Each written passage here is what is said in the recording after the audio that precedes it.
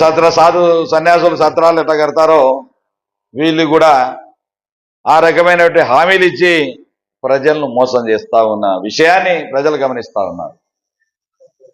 అదేవిధంగా ప్రజలకు నిరుద్యోగ వృత్తి ఇప్పుడు 15 మాసాలు పూర్తయినాయి. ప్రతి వ్యక్తికి చదువుకున్న వ్యక్తికి 3,000 రూపాయలు నిరుద్యోగ వృత్తి ఎంతమంది అంటే అంతమంది అని చెప్పి ఈ రోజు వరకు అమలు పరిచిన పాపాన బోల. 18 సంవత్సరాలు నిండిన ఆడపిల్లలకు నెలకు 1,500 అని చెప్పి అది ఆకాశంలోనే తిరుగుతూ ఉంది. అది చేతులు ఎత్తేసారు. మేము చెప్పలేమని ఒక మంత్రి చెప్పకనే చెప్పారు. మేము ఇవ్వలేము అని చెప్పి చేతులు ఎత్తేసారు. ఆ విధంగా ఉచిత బస్సు అని చెప్పి బస్సులు రాష్ట్రంలో ఎన్ని అవసరం ఉన్నాయో అన్ని బస్సులు ఏర్పాటు చేయకుండా అరకర బస్సులు ఇచ్చి ఈరోజు ఆడవాళ్ళు తను బస్సులలో సీట్లు లేక తన్నుకుంటే పరిస్థితులు తీసుకొస్తా ఉన్నారు. ఇవేనా మీ సూపర్ సిక్స్లు అనే అడుగుతా ఉన్నాం. ఇవేనా మీరు చేసేటటువంటి సంక్షేమ పథకాలని అడుగుతా ఉన్నాం. రైతాంగానికి మేలు చేస్తామని చెప్పి రైతాంగ సమస్యలపైన ఆ రోజు జగన్మోహన్ రెడ్డి గారు ఎన్నో రకాలుగా రైతులు కష్టాల్లో పాలు పంచుకొని రైతులు గిట్టుబాటు ధర లేకపోతే ఎన్నో రకాలుగా కొనుగోలు కేంద్రాల ద్వారా ధాన్యాన్ని కొనుగోలు చేయించి రోజు చేస్తే ఈరోజు కొనుగోలు కేంద్రాలు లేవు, మట్టి గడ్డలు లేవు. ఈరోజు 1,200, 1,300 రూపాయలు ఈరోజు వరి ధాన్యాన్ని అమ్ముకునే పరిస్థితులు చూస్తూ ఉన్నాం. రైతులు ఆత్మహత్యలే శరణ్యంగా భావించే పరిస్థితులు చూస్తూ ఉన్నాం.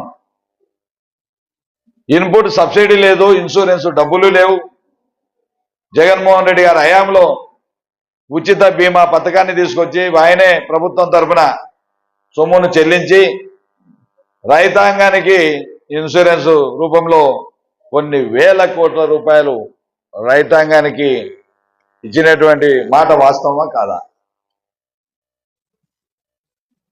ఆ విధంగా ఇన్పుట్ సబ్సిడీ లేదు, ఇన్సూరెన్స్ లేదు, రైతు భరోసా 2 సంవత్సరాలు 5,000 రూపాయలే ఉన్నాయి. సున్నా వడ్డీ రైతులకు సున్నా వడ్డీ అనే మాట ఎగనామం పెట్టారు. ఇన్ని రకాలుగా ప్రభుత్వం మోసం చేస్తున్న విషయాన్ని ప్రజలు గమనిస్తూ ఉన్నారు. త్వరలో జరగబోయేటువంటి ఎలక్షన్లలో బుద్ధి చెప్పే రోజులు దగ్గరలో పడ్డాయి. ఎన్నో రకాలుగా ఈరోజు నాయకులను కార్యకర్తలను ఇబ్బంది పెట్టడం వల్ల ఈరోజు యూరియా కనీసం ఏదైనా యూరియా మాకు కావాలని నిలదీస్తే ఈరోజు కేసులు పెడతా ఉన్నారు. గ్రామాలలో తెలుగుదేశం రైతు అని చెప్పి డివైడ్ చేసి పెట్టారు. గత ప్రభుత్వంలో కులం చూడం, మతం చూడం, పార్టీ చూడం, ఏ పార్టీ వారైనా సరే అదే రైతు భరోసా కేంద్రాల ద్వారా, అదే సొసైటీల ద్వారా, అదే మార్కెట్ యార్డ్ల ద్వారా ఆ రోజు ఎక్కడ పడితే అక్కడ విచ్చలవిడిగా రైతులకు ఎరువులు అందిస్తే ఈ ప్రభుత్వంలో చీమగుట్టినట్టు కూడా ఇలా పట్టడంలా. ఎక్కడే కానీ రైతులకు కొరత లేదని చెప్తా ఉన్నారు. రైతులు ఎవరైనా నిలబడితే వైఎస్సీపీ వాళ్ళు అని చెప్పి ఒక ప్రత్యేకంగా క్యూలో నిలబడి చెప్పులు పెట్టాల్సిన, రాత్రి వేళ చెప్పులు క్యూలో పెట్టి పోవాల్సిన పరిస్థితి తీసుకొచ్చినారు ఈ ప్రభుత్వం. ఒక యూరియా దొరకాలంటే యూరియా 265 రూపాయలు అనుకుంటా రేటు, అది 450 రూపాయలు. నిద్రపోతా ఉన్నారా మీరు? మీరు ఇన్వెస్టిగేషన్ జరపండి. ఎక్కడ ఇది తప్పిదం జరుగుతూ ఉందో. ఇష్టం వచ్చినట్టు ప్రైవేటు దళారులకు, ప్రైవేటు వ్యాపారులకు అందించి మీ నాయకులు సొమ్ము చేసుకుంటా ఉన్నమాట వాస్తవం కాదా అని అడుగుతా ఉన్నాం. ఈరోజు ఇసుక దోపిడీ చేస్తూ ఉన్నారు. ఎక్కడ చూసినా టన్నుకు 200 రూపాయలు. మద్యం దోపిడీ చేస్తూ ఉన్నారు. ఎక్కడ పడితే అక్కడ బెల్ట్ షాపులు. అదేవిధంగా భూదందాలు చేస్తూ ఉన్నారు. ఎక్కడ పడితే అక్కడ ఈరోజు నాన్ లేఅవుట్లతో ఈరోజు పబ్బం గడుపుతా ఉన్నారు. అదేవిధంగా సబ్ రిజిస్ట్రార్ కార్యాలయాలలో,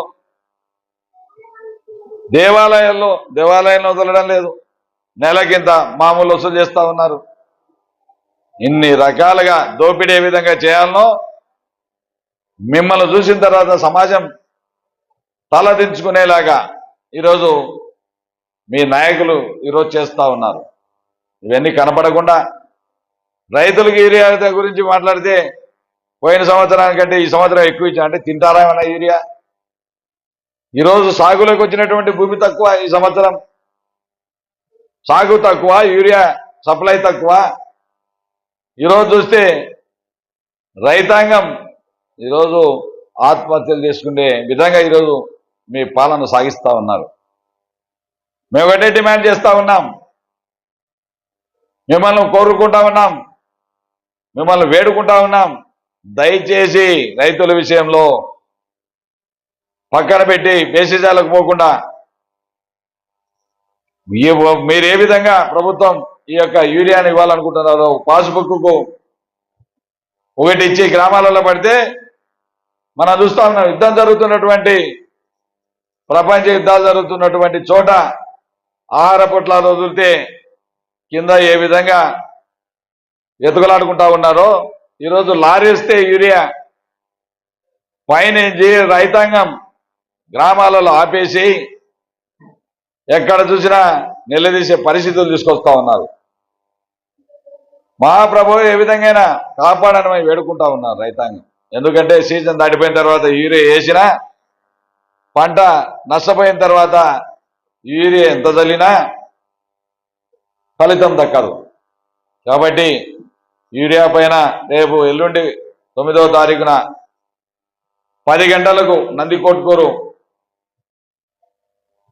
మొన్న కంటెస్టింగ్ క్యాండిడేట్ డాక్టర్ సుధీర్ దారా గారు వాళ్ళ అనుచరులతో ఇక్కడ మన ఆఫీసు వద్దకు వచ్చి ఇక్కడి నుంచి ర్యాలీగా వెళ్ళి మా నిరసన తెలియజేసి మేము రైతులకు అండగా ఉన్నామనే విషయాన్ని గుర్తు చేసి ప్రతి విషయంలో ప్రభుత్వాన్ని నిలదీయాలనే ఉద్దేశంతో ఈరోజు మా నిరసన కార్యక్రమాన్ని 10 గంటలకు స్టార్ట్ చేసి ఆర్టీఓ ఆఫీసులో మెమరాండం సమర్పించడం జరుగుతుంది. మా ప్రభుత్వం, మా జగన్మోహన్ రెడ్డి ఎక్కడే కానీ గ్రామాలకు వెళ్తే భయం పుట్టుకుంటా ఉంది. ఎక్కడైనా రైతాంగాన్ని పోయి కనీసం మేలు జరగాలి, ఒక ప్రయత్నం, ఒక ప్రతిపక్ష నాయకునిగా అని ఎక్కడికైనా రైతులను అక్కడికి వెళ్ళి పరామర్శకు వెళ్తే కేసులు పెడతా ఉన్నారు. ఇదెక్కడి న్యాయం? ప్రతిపక్షం ఉన్నది నిలదీయడానికి కోసమే, మెడలు వంచి ప్రభుత్వాన్ని పనిచేయించడం కోసమే ప్రతిపక్షం. కాబట్టి రైతన్నలారా మేల్కోండి. ఈ యొక్క దుర్మార్గమైనటువంటి పాలనను మనం ఎదుర్కోవాలంటే సంఘటితంగా పనిచేయాలి. అన్ని కార్యక్రమాల్లో మనం పాలు పంచుకోవాలి. అందరం ఏకంగా పోరాడితే సాధించేది ఏం లేదు. ఖచ్చితంగా ఏ విధంగా ప్రభుత్వాన్ని మెడలు ఉంచుతామని తెలియజేస్తా ఉన్నాం. Thank you.